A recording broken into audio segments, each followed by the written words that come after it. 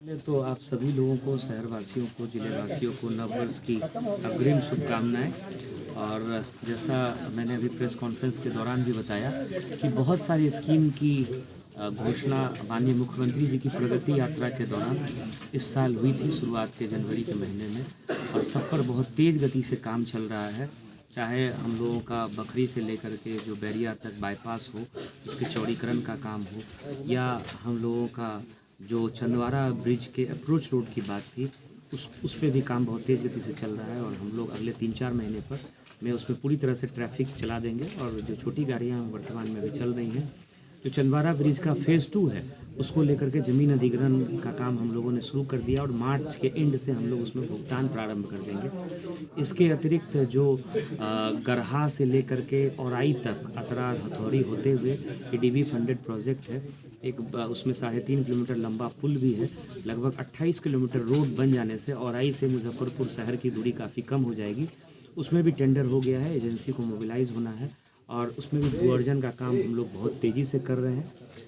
इसके अतिरिक्त अगर इंडस्ट्रियल एरिया की हम लोग बात करें, औद्योगिक क्षेत्र की हम लोग बात करें, तो बेला इंडस्ट्रियल एरिया के जीर्णोद्धार और उसकी विभिन्न सुविधाओं के विकास के लिए 39 करोड़ की लागत से रोड और नाला के निर्माण को लेकर के टेंडर का प्रकाशन कर दिया गया है।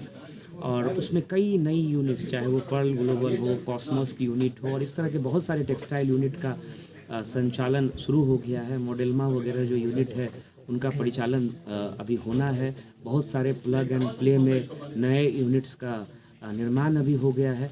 बेला इंडस्ट्रियल एरिया में 200 कैपेसिटी का, 200 बेड की कैपेसिटी का जो वहाँ महिला कामगार हैं, उनके लिए डॉर्मेट्री का निर्माण कराया जाना है। उसमें भी काम जो है स्टार्ट हो गया है। उसके बन जाने से महिला कामगारों को काफ़ी सुविधा होगी। इसके अलावा महवल में लेदर क्लस्टर, मोतीपुर में फूड पार्क, नए इथेनॉल प्लांट, तो बहुत सारी चीज़ें जो हैं जिस पे का तीसरा जो औद्योगिक क्षेत्र हो रहा है कितना? हाँ, नया तीसरा औद्योगिक क्षेत्र पारू में हो रहा है। पटना बेतिया 4 लेन पर 700 एकड़ ज़मीन हम लोग अधिग्रहण कर रहे हैं, जिसमें सोशल इम्पैक्ट असेसमेंट के लिए एजेंसी का चयन कर लिया गया है। वो एजेंसी एसआईए कर रही है और हम लोग उम्मीद कर रहे हैं कि इस साल हम लोग उस 700 एकड़ लैंड का अधिग्रहण करके हम लोग उद्योग विभाग को हस्तगत कर देंगे। और जिसके बाद जो है वहाँ बेसिक इंफ्रास्ट्रक्चर को डेवलप करके वहाँ नए औद्योगिक इकाइयाँ स्थापित हो सकें, इस दिशा में हम लोगों का, सब लोगों का प्रयास रहेगा। और जो हम लोगों ने लोकेशन लिया है, अभी तो वो आपको बिरान दिखेगा, वो चौड़ का एरिया है, लेकिन पटना बेतिया 4 लेन के बन जाने से वहाँ से पटना की दूरी 1 से सवा घंटे रह जाएगी। तो एक बहुत महत्वपूर्ण लोकेशन है और ये तीसरा महत्वपूर्ण इंडस्ट्रियल एरिया जो है मुजफ्फरपुर ज़िले में हो जाएगा, जिसके बन जाने से नए उद्योग की भी संभावना बनेगी और नए रोजगार की भी जो है लोगों को नए रोजगार भी मिलेंगे। तो इस दिशा में हम लोगों का प्रयास है। गोबर से ही आरओबी, रामदयालु आरओबी, इन सब को लेकर के भी गोबर से ही आरओबी में तो अभी काम भी शुरू हो गया है। कांटी रगही घाट जो शिवहर तक जोड़ने वाली रोड है, उसमें भी एजेंसी मोबिलाइज हो गई है। पारू से लेकर के सारण के तरिया ब्लॉक के बीच गंडक पर एक पुल और अप्रोच रोड बनना है, उसमें भी टेंडर का प्रोसेस जो है वो प्रारंभ हो गया है। शहर की एक बहुत बहुप्रतीक्षित डिमांड थी, जो ऑडिटोरियम, एक बड़ी कैपेसिटी का वातानुकूलित ऑडिटोरियम बनना चाहिए। इसमें ज़मीन की समस्या का निराकरण करके बरसों से ये पेंडिंग था, हम लोगों ने काम शुरू करा दिया। और हम लोग उम्मीद कर रहे हैं कि 2026 में 15 अगस्त का जो कल्चरल प्रोग्राम होगा वो हम लोग उसी वातानुकूलित ऑडिटोरियम से करेंगे। चाहे वो स्टेडियम को जो है लोगों को समर्पित, खिलाड़ियों को समर्पित करने की बात हो सिकंदरपुर का, वो भी अगले साल जो है निश्चित रूप से लोगों को मिल जाएगा। जो सिकंदरपुर मन है, जिसको मरीन ड्राइव बोलते हैं, उसके लिए हम लोगों ने टेंडर फ्लोट कर दिया है।